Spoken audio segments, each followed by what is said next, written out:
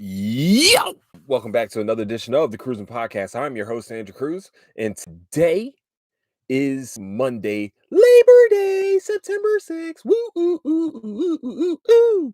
Welcome back to another edition of the Cruising Podcast, where you can find the Cruising Podcast is on Spotify, Apple Podcasts, also on YouTube, and anywhere you can find your podcast needs. That's where you can find the Cruising Podcast. Also, where you can find latest updates of the show is on Instagram at Cruising Podcast, also on Twitter at Nicetown Finest. So, um, as you guys probably can see the title, it says Kung Fu is back, and it is because I went and saw Shang-Chi today because apparently that's how you're supposed to say it, and I've been saying it wrong this whole entire time, and I take full blame for that. So Shang-Chi was done fantastically. What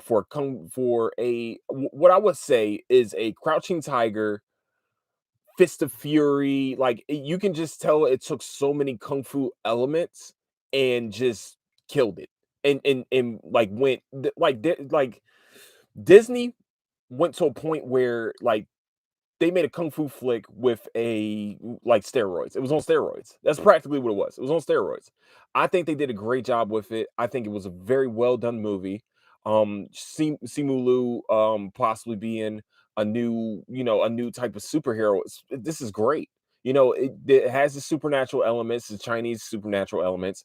Um, it's crazy how different this show is this movie was compared to Snake Eyes. Because in my mind, I thought Snake Eyes was going. I thought this is where our kung fu movie summer. Like Snake Eyes was supposed to be it, and then we got our Shang-Chi, Shang-Chi. I'm sorry if I'm keep saying it wrong. I'm really sucky at this, but I thought we were gonna have that. But to me, if they made Andrew Koji the main person of if that was a Storm Shadow origin story, I think that would have made a lot more sense.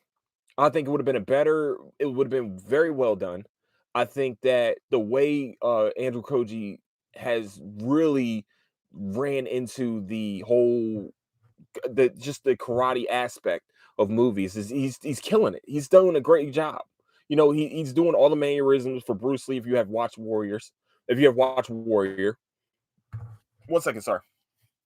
Okay, but Henry Golden just didn't fit, in my opinion. I think it just didn't really it didn't mesh to me. I didn't he wasn't believable that he was a martial artist, and that's where I think the movie really fell flat. Also, the storyline. We're gonna leave it alone. We're gonna leave it alone. But seeing Henry Golden in mostly rom coms, and then you see him in this action flick, and it was he looked out of place. Now, Simu Liu, if you haven't watched, he's been on this sitcom called Kim's Convenience, and when he first got picked to become Shang Chi, people weren't happy about it because, I mean, as everybody should have been about Henry Golden, everybody was about with Simu Liu. Simu Liu was this is practically a family show. That's what the Kim's Convenience is. This is a family show where he's the older brother that smokes weed. Well, he's the outcast, he's the black sheep of the family. But we don't really get the elements that all right, this dude's gonna be he's gonna be an action star. You don't get that from this show. So seeing him pull off and look very comfortable with his martial arts, with his kung fu, all of that, all of it, he looked a lot more comfortable than Henry Golden. I mean, Henry Golden, right? Yeah, ever did for Snake Eyes, and that's where I think the acting was a lot better. And this is where Disney like is better than everyone. They know where they're finding their talent, you know, and they really dove into classics that we all know, and they just said, all right, well, go crazy. This is what we're going to do. You're just going to go crazy on it. And I was very happy to see that. I was very happy to relive this is my childhood. You know what I'm saying? That watching these flicks like Jet Li, Bruce Lee, Jackie Chan, Jim Kelly, all these people I've watched over the years, and I'm like, we haven't had one of these type movies really since like the transporter type movies, like with Jason Statham movies and stuff. And like the last time we seen Jet Li on film, like the last time I really seen really good kung fu, actually, well, we've seen it on a TV show, which is Warrior. They've done a perfect. It's a perfect show with like the elements. Is a great show. So if you haven't watched that, by the way, go watch that. But Shang-Chi, it really just with a Disney budget did a fantastic job. Great job. In my opinion, this was a very well done movie. I definitely would tell everybody to go see it. If they said that that had lower costs at that cost, this movie cost less than most of the other Marvel flicks. Wow, wow. Aquafina did a great job. You know, did like as you know the sidekick and stuff. Like she was great in the movie. She was really good in this movie. Um, you know, her comedy elements and things. Like she's been playing in some serious roles lately, but going back to, you know, being like the the comic relief. She did a great job. Like Simu Liu for real didn't change from being Jung on Kim's Convenience. Like his mannerisms, his quips sometimes, like his kind of awkwardness a little bit. He still had that element in him, but he can also fight. He also can show that he can kind of fight. And so I think they did a very good job with this movie. I think if you haven't gone seen it yet, please go see it. They did it. They are breaking records right now. Deservedly so. Deservedly so. This is a really well done movie. All right. So, you know, now we also got some word that Venom and Carnage, Venom 2, Venom 2 is coming out 2 weeks earlier than it was supposed to be. I think it's what, the October 2nd? First weekend of October. That's when we're getting Venom 2. So yay! I think they're gonna push back Eternals. I think Eternals about to get pushed back again. I'm gonna be very upset about this. I just want the movie to come out. They pushed back Jackass. You know, a lot of movies are getting pushed back again. I'm like, why? They're done. They're ready to go. Movie theaters are back open. Can we get it back? Come on, man. Let's go. Yeah, I didn't give a full review of Shang-Chi because I wasn't going to spoil anybody's hopes, but I'm just going to say this first before continue on. I'm just going to say this. Do not leave your seats. So I'm going to say, you know what I'm talking about. If you're a true Marvel fan, you know what I mean. All right, don't leave your motherfucking seat. You sit your ass down. You stay there until the screen turns motherfucking black. Okay, that's what I'm telling you. That's what I'm going to give you. Hey, look, listen. I don't got, you got this. I got y'all, man. I got y'all. But yeah, so yeah, we're getting Venom a little bit earlier. We're getting Venom 2 weeks earlier than we were supposed to.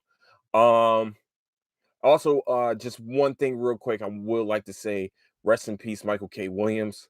If you don't know who he is, he was found he was found passed away inside of his apartment today, and I think he lived in Brooklyn.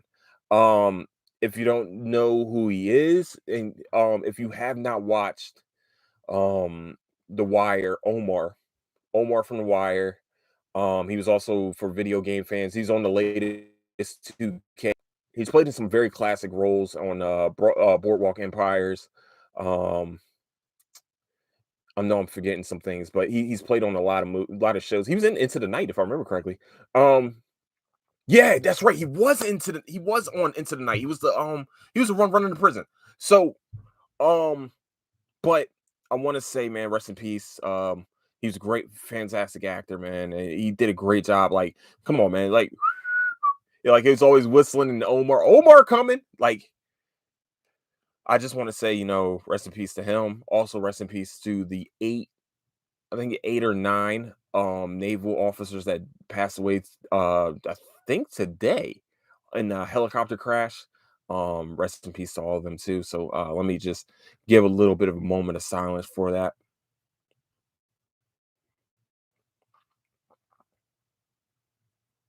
All right, all right. So continuing on, I think y'all know me. If you have been listening to the show, you know I go through these little spurts of watching certain things. Like that was I had to take my mind. I had to get off of this little bandwagon I've been on.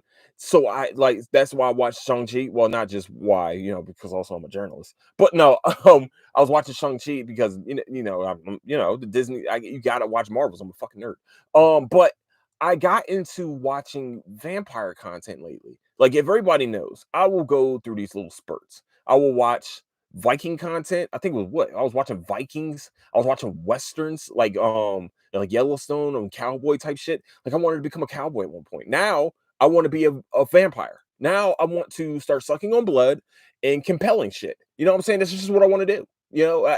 I mean, I've been watching the originals. I know. Just in case, I know. I know I should have been watching Vampire Diaries first, but I refuse to watch a show called Vampire Diaries right now. Okay, I'm not ready for it. But the originals, fan fucking tag. I'm on the first two seasons right now, and they have done a great job so far. This is I'm not old, but it's pretty recent CW show. Vampire Diaries is their predecessor. They came they that show was out when Smallville and Supernatural were going pretty strong, and that kind of got put on the wayside. What's crazy is I think they have like 8 seasons of that show. They have a lot of seasons to that show, and I've been watching the originals, the second of it, and apparently there's another one called Legacy. Wow, I wasn't ready. You know what I mean? They're trying to give me Viking. I mean, not Viking.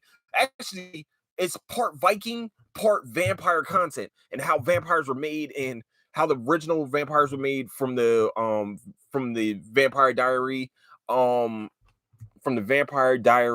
universe. This is part of it, and I've been like really consuming all of this, and Jesus, Mother and Joseph. I'm just want to let you guys know they did a great job with this show. They did a great job. It's a family of vampires that are the original, the first made vampires. They were made in a certain way.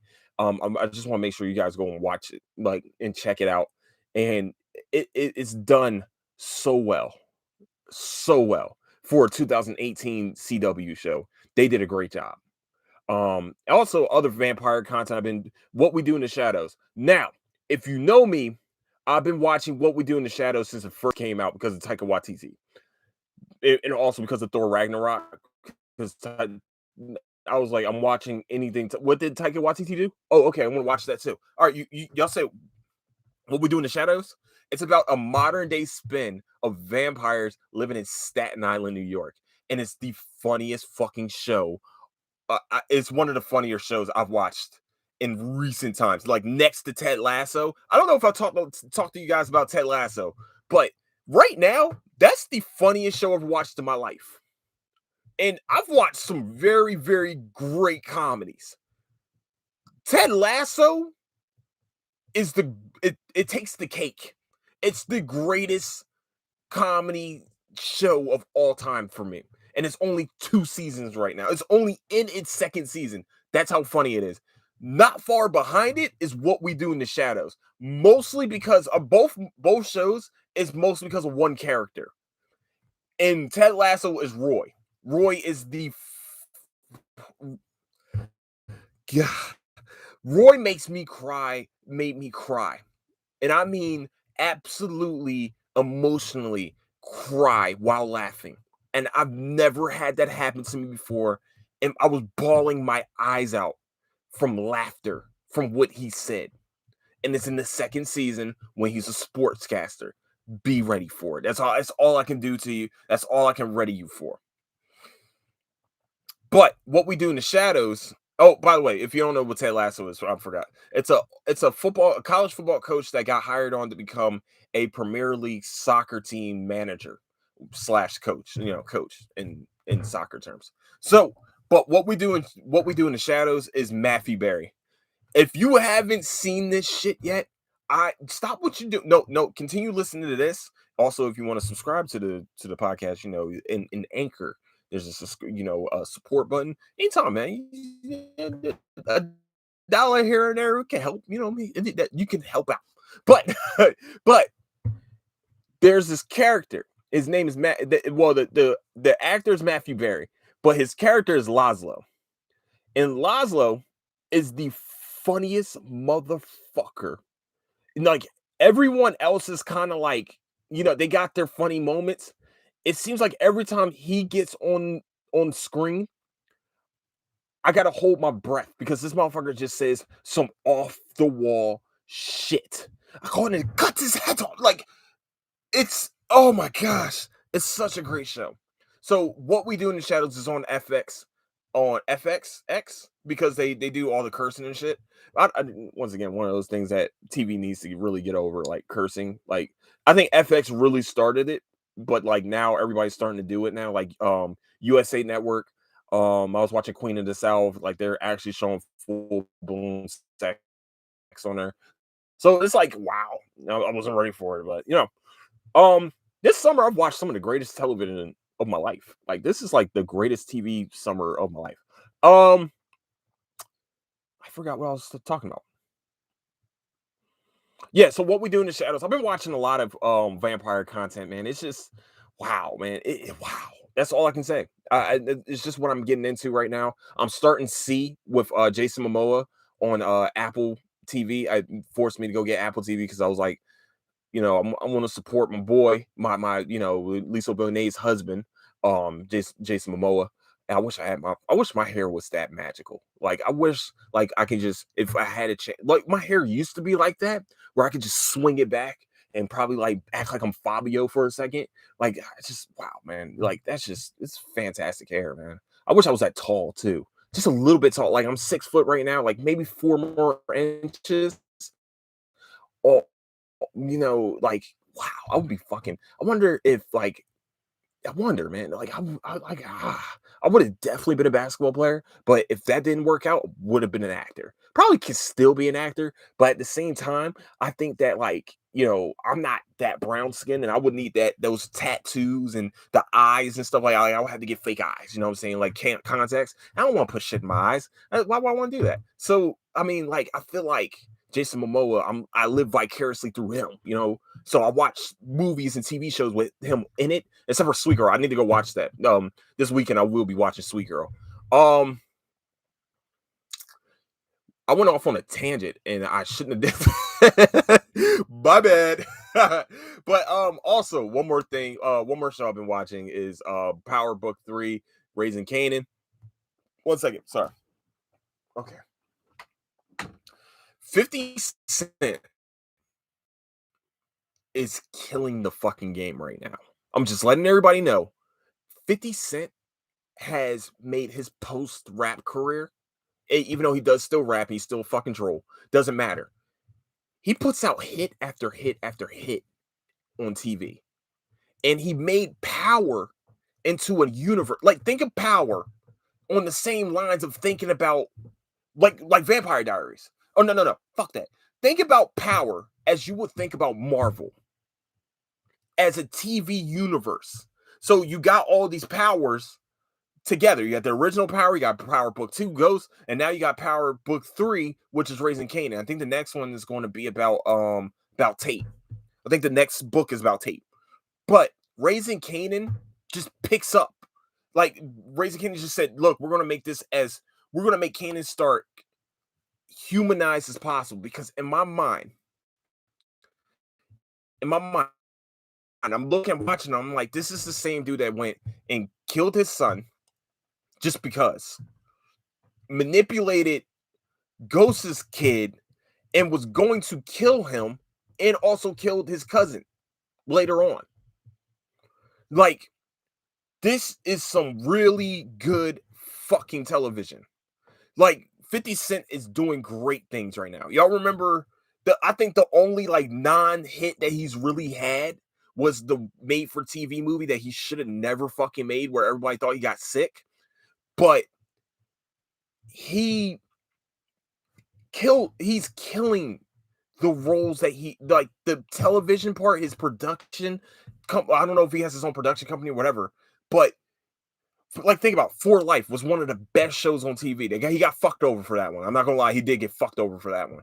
But other than that, Raising Kanan has done a fantastic job picking up where Power really just left the fuck off. And they're making us humanize Kanan because, as we know, Kanan was a fucking asshole when he becomes an adult, even though he took care of Tariq as long as he could until he got turned on. You know, I want to see where that monster comes out because right now we're still seeing that kid that like he wants to be part of the game, but he still doesn't know the game yet. He's still fucking up in the game right now. He's still like right beside his mom. This is crazy to me. Like, and there's so many factors right now in this show where Kanan is like, which of these Nexus events is going to make this snap? It's going to make him go off the deep end. Which one of these Nexus events? And now we can say this because of Marvel. But to me, Raising Kanan is the best right now of the new one. I mean, well, there's only 2 new ones, but so far, it's better than book 2.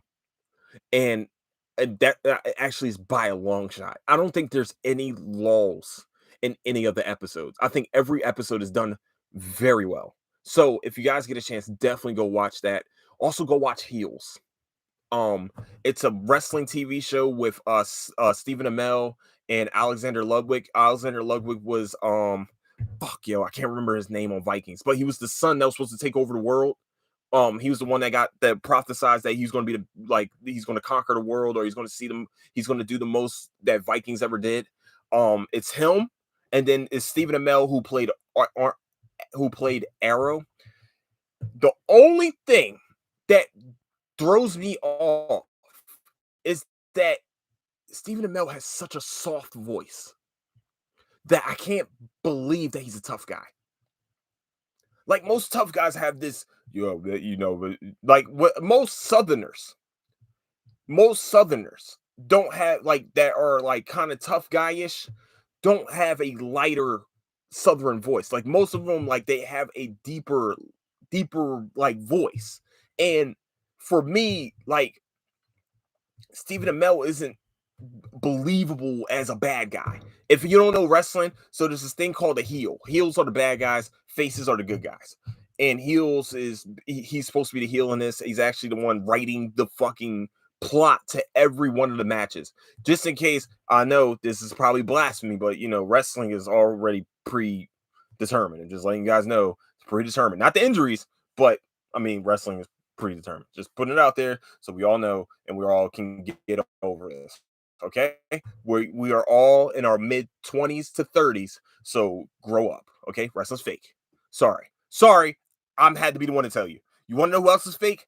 No, I'm not going to tell you. I'm not going to tell you who else is fake. You know what I'm saying? I'm not going to put that out there. I know some kids do listen to this, so I'm not going to put out who else is fake. But y'all probably have an idea. But no, but I want to say that Heels has actually done very well. The storyline is great. The acting is fucking amazing. But that's the only thing. That's the that's the only problem I have is getting through this man's voice. Because when he even in Arrow, I can get through Arrow because it was a really good, like, most of the seasons were really good plot lines, and we can live through that. But I just don't see him as a tough guy with a voice like that, with a light ass voice. Like, hey, I know you motherfuckers. Like, I can't believe that. I can't believe it. I don't know. It's just not believable to me. Like, he probably is one of the tougher motherfuckers out there. I just can't believe. Like, you know what it is? It's the Mike Tyson effect. Mike Tyson has the voice that we all know. But we know if that we see Mike Tyson in an alleyway, and there's no way to get out of the alleyway, we're going to get fucked up very bad by Mike Tyson. That, I don't know. There's just a difference to me. But Heels is, I think that's on Stars also. So Stars is putting out some hits, man. Stars knows how to put out hits, and they done a great job over the years. So definitely you guys go check. I know I put a lot of stuff on your minds to go watch, but you're welcome. Okay, you're welcome. Okay, I'm just going to give you you're welcome. and hopefully you go enjoy. And I know some of you probably are some of your states and jobs are getting locked the fuck back down. So just letting you know, here's some TV shows for you. So, okay, so what we're gonna do, Wednesday. Shit, I probably can't do it Wednesday. No, I will. No, fuck that. I will do it Wednesday. Wednesday, I will have an NFL preview of the season, NFL season preview. I'm not going to do what I normally. I'm just going to pick winners and be wrong. That's probably what's going to happen. I'm going to pick the Saints to go to the Super Bowl, and they're not going to win. They're not going to get there. No, but yeah, we're going to do an NFL review. We're going to talk a lot more sports on Wednesday. Wednesday is the sportsy day, so if you don't want to listen to sports, still come by, man. Come by and listen. You know what I'm saying? Just put it out there. I think you guys will enjoy it.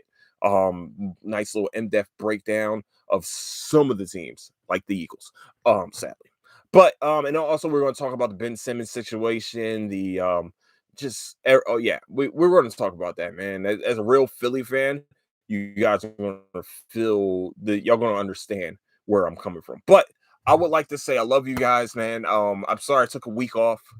Actually, if you guys do get a chance, go listen to the latest Comicast and also the rest of their 400 episodes, man. They have done a great job, in-depth look on mostly nerd knowledge, pretty much. They've done a great job with the information they get. They really get like inside scoops that that I should be getting, but they get it, because they're actually journalists. Like, well, not yeah. What are producers? So they got a little in, it is what it, but Michael Carroll and Jung Lee, they do a great job, man. And if you guys do get a chance, go listen to Comicast. You guys will enjoy the content that comes out, and maybe you'll hear a familiar voice, like, I don't know, me. So with that, I want to say I love you guys so much, man. I want you guys to stay safe. I want you guys to understand that, help out your neighbor, man. Hey, so if we can do this, the Cruising Podcast, the fans of the Cruising Podcast, the listeners of the Cruising Podcast, you guys are called, first of all, the community is called the neighborhood, and y'all are neighbors. Y'all my neighbors. You're my neighbor. I'm your neighbor. I love you guys. You know what I'm saying? I'm going to say hi. Like I was just walking around. I was thinking about this the other day. And I was just like, my people should be called the neighbors. As I'm walking around the neighborhood, I'm saying, hey, what's up, y'all? I don't even know who you are, but hey, what's up? Let's be neighbors. Let's be a community. Let's help each other out. So welcome to the neighborhood. If you're listening to the Cruising Podcast, you're my neighbors. If you walk up to me, be like, hey, hi, neighbor. I'll be like, hey, what's up, neighbor? What's good? You know what I'm saying? That's what's going to happen. So I want to say, once again, I love you guys. Don't do anything I wouldn't do. Oh, where you can find the Cruising Podcast one more time. It's on Apple Podcasts, Spotify, and anywhere you can find podcast needs is where you can find the Cruising Podcast. Also, where you can find latest updates of the show is on Instagram at Cruising Podcast. Also on Twitter at Nightsound Finest. And with that, I want to say I love you guys so much. Don't do anything I wouldn't do. Catch you guys later. Deuces.